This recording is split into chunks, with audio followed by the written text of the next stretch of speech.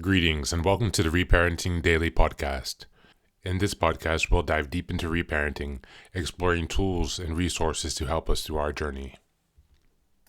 The podcast is divided into 3 sections. First is a reading, second is a discussion of the reading followed by a journal prompt, and the last section is a peaceful meditation for closing.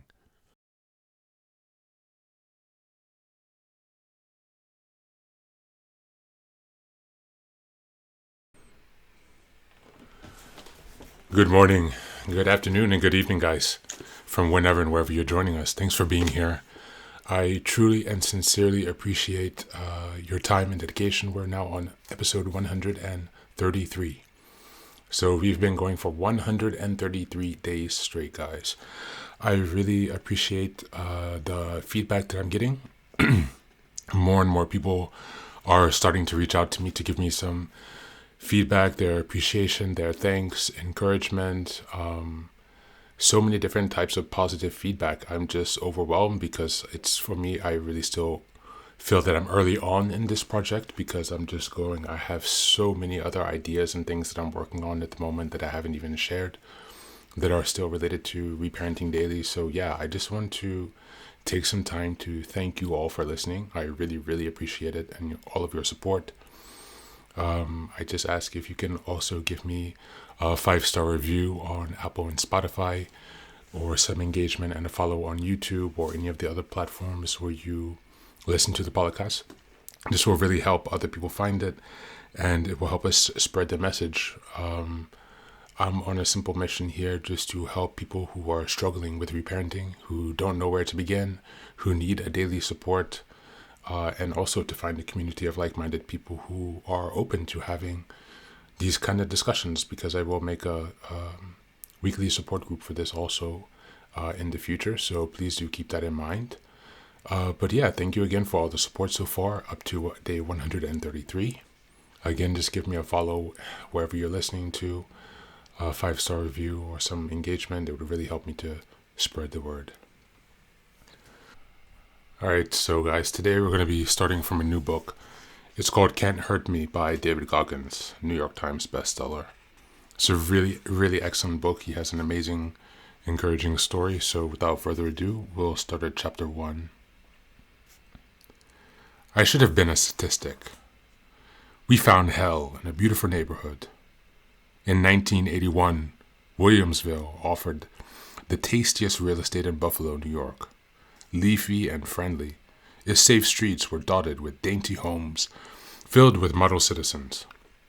Doctors, attorneys, steel plant executives, dentists, and professional football players lived there with their adoring wives and their 2.2 kids. Cars were new, roads swept, possibilities endless. We're talking about a living, breathing American dream. Hell was a corner lot on Paradise Road. That's where we lived, in a 2-story, 4-home, white wooden home with 4 square pillars framing a front porch that led to the widest, greenest lawn in Williamsville. We had a vegetable garden out back and a 2-car garage stocked with a 1962 Rolls-Royce Silver Cloud and 1980s Mercedes 450 SLC, and in the driveway, a sparkling new 1981 black Corvette. Everyone on Paradise Road lived near the top of the food chain, and based on appearances, most of our neighbors thought that we, the so-called happy, well-adjusted Goggins family, were the tip of that spear, but glossy surfaces reflect much more than they reveal. They see us most weekday mornings, gathered in the driveway at 7 a.m. My dad, Trueness Goggins, wasn't tall, but he was handsome and built like a boxer. He wore tailored suits, his smile warm and open. He looked every bit the successful businessman on his way to work. My mother, Jackie, was 17 years younger, slender and beautiful, and my brother and I were clean-cut, well-dressed in jeans and pastel eyes-out shirts, and strapped with backpacks just like the other kids. the white kids. In our version of affluent America, each driveway was a staging ground for nods and waves before parents and children rode off to work and school. Neighbors saw what they wanted. Nobody probed too deep. Good thing. The truth was, the Goggins family had just returned home from another all-nighter in the hood. And if Paradise Road was hell, that meant I lived with the devil himself. As soon as our neighbors shut the door or turned the corner, my father's smile morphed into a scowl. He barked orders and went inside to sleep another one off, but our work wasn't done. My brother, Trueness Jr., and I had somewhere to be, and it was up to our sleepless mother to get us there. I was in first grade in 1981, and I was in the school days, for real. Not because the academics were hard, or at least not yet, but because I couldn't stay awake. The teacher's singing song voice was my lullaby. My crossed arms on my desk, a comfy pillow. Her sharp words, once she caught me dreaming. An unwelcome alarm clock that wouldn't stop blaring. Children that young are infinite sponges. They soak up language and ideas at warp speed to establish a fundamental foundation upon which most people build lifelong skills like reading, spelling, and basic math. But because I worked nights, I couldn't concentrate on anything most mornings, except trying to stay awake. Recess and PE were a different minefield. Out in the playground, staying lucid was the easiest part. The hard part was the hiding. I couldn't let my shirt slip. Couldn't wear shorts. Bruises were red flags. I couldn't show because if I did, I knew I'd catch even more. Still, on that playing ground and in the classroom, I knew I was safe. For a little while at least. It was at no one place he couldn't reach me. It was the one place he couldn't reach me, at least not physically. My brother went through similar dance in sixth grade, his first year of middle school. He had his own wounds to hide and sleep to harvest. But once that bell rang, real life began. The ride from Williamsville to Meston District in East Buffalo took about an hour and a half. But it may as well been a whole world away. Like much of East Buffalo, Meston was a mostly black working class neighborhood in the inner city that was rough around the edges, though in the early 1980s it was not yet completely ghetto as fuck. Back then, the Bethlehem steel plant was still humming, and Buffalo was the last great American steel town. Most men in the city, black and white, worked solid union jobs and earned a living wage, which meant businesses in Meston was good. For my dad, it always has been. By the time he was 20 years old, he owned a Coca-Cola distribution concession and 4 delivery routes in the Buffalo area. That's good money for a kid, but he had bigger dreams and an eye on the future. His future had 4 wheels and a disco funk soundtrack. When the local bakery shut down, he leased the building and built one of Buffalo's first roller skating rinks. Fast forward 10 years, and Skateland has been relocated to a building on Ferry Street that stretched nearly a full block in the heart of Meston District. He opened a bar above the rink, which he named the Vermilion Room. In the 1970s, that was a place to be in East Buffalo. It's where he met my mother when she was just 19 and he was 36. It was the first time away from home. Jackie grew up in the Catholic Church. Trueness was the son of a minister, and he knew her language well enough to masquerade as a believer, which appealed to her. But let's keep it real. She was just drunk on his charm. Thank you, and that's the reading for today.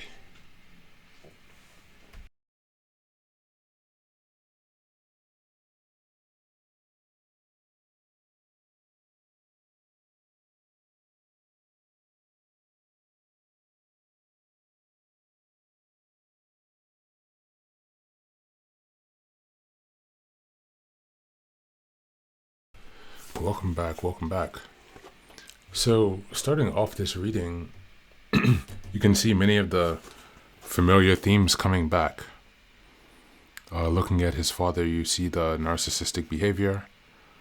Even at the end, the last section that we read, she was drunk on his charm. She was a younger, naive person. He was able to manipulate her past. And basically, the book is going to escalate from here. And so what I will tell you is that this is a very, very good book. It's a very direct and honest account of his life and his story, from what I understand and what he shared. The strength that he demonstrates in making it through his struggle is truly unprecedented. I'm not going to spoil it, but instead I truly encourage you to buy this book and to look up more information about him, in case you're looking for a source of inspiration. What does differ is that his approach to overcoming his extreme trauma, for which we have not even explored, is much more extreme. So, in my perspective, I view this as a manner of self-fathering. His mother stayed present, although she was weakened because of the abuse and could not honestly fulfill her full role, but she was still a present force in his life, right? And so when we read this book and when we think about his story, these first few pages, growing up in an idyllic town, perfect house, perfect cars, beautiful wife, successful husband, 2 kids, right? The life of the party. But then his covert nature comes out. And you will hear more as you check out this book and go further.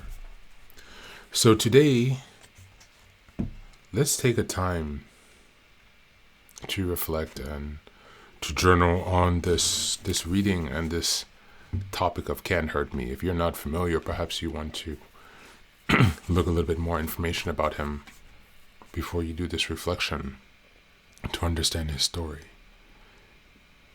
But when we think about refathering ourselves versus remothering ourselves, it's normally we would have a mother physically present and a father physically present, separate. But because of our childhood situations, one or both of those failed. And so we are in the place of having to remother and refather ourselves simultaneously. That requires we have to pull a masculine and feminine energy simultaneously, 2 different ego states, while also maintaining our own individual self. And this becomes really challenging because the masculine and feminine are at odds. This book, he really emphasizes the masculine and emphasizes force, drive, focus, and pushing yourself. And on the flip side is the nurturing mother, who is caring, loving, attentive. And you will see in the story, he really heavily leans into that masculine energy. His mother was present, and he had some wives who did represent the 2, I think he was married twice, maybe, or 2 relationships in this book, who were able to show up for him in that way. But his own personal power really exemplifies how he was able to rebuild and establish his masculine identity, his masculine archetype, how he was able to really bring out his warrior energy. And so let's reflect on how are you currently in your reparenting balancing the masculine and feminine energy. Do you feel confident in your ability to understand when you are leaning more into your masculine or more into your feminine energy? Have you taken time to reflect on when you make the most progress? Have you taken the time to reflect on which leads to a better emotional reality for yourself when you push more towards the masculine energy or towards the nurturing feminine energy? Of course, everyone's situation is different, and just because one way worked for David Goggins doesn't mean it's going to work for you, but it is a possibility. And so it's all about keeping our minds open to look for different ways, because one could fear that by over embracing the nurturing part, especially as a man, then you will really be falling behind in many important and critical ways. So balance is important also for women. Well, in any case, as always, thank you for being here. Take care of yourself and be well.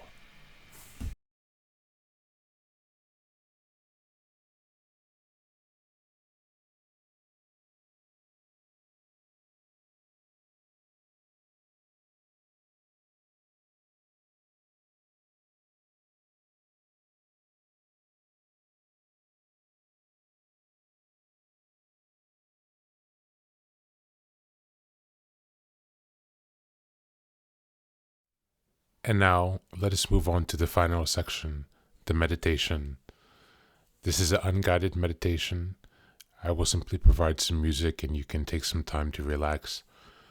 Please feel free to choose a location and a place where you feel safe and where you can be undisturbed for the next 10 minutes.